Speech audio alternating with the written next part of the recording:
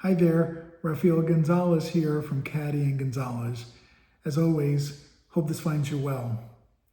It's so good for all of you to join me once again. Really appreciate all of the ongoing comments and attention to some of the tapings here. They are meant in order to provide all of you with an update on all things Medicare and Medicaid, and of course, how it affects the workers' compensation industry and the Medicare secondary payer industry.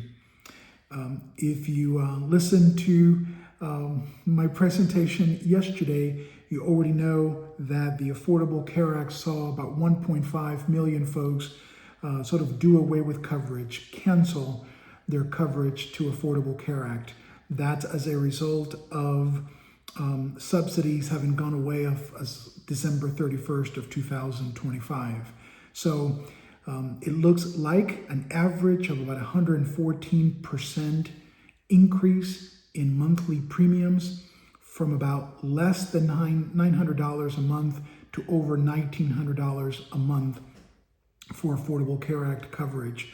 As a result of that drop, I think a lot of you may have heard President Trump put out an announcement regarding his plan to sort of combat that lack of coverage, if you will, for millions and millions of Americans around the country. The plan was not very detailed. As a matter of fact, it did not provide any kind of legislative or timeline for enactment of any of these ideas. He did ask that Congress immediately pick it up and try to pass it as soon as possible, but there was no support for the plan. As a matter of fact, on either party, no one came out to indicate that they liked the idea or let alone supported it from a congressional perspective. The idea is to provide individuals with the money. The maybe a wonderful idea. The problem is no details with regard to how much money that would be on a monthly or annual basis, how long the program would last, and most significant is how much of the actual cost will this new plan provide. We know that on a national scale, families spend over $20,000 on an annual basis to provide health insurance coverage for their family.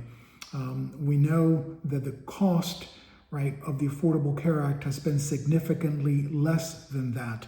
What this plan leaves out is any details as to the amount of dollars that would be provided to each individual as compared to the annual cost of either regular coverage or Affordable Care Act coverage. So stay tuned for more details. I know that we have been waiting since 2016 for details on a plan, and I guess we'll continue to wait here.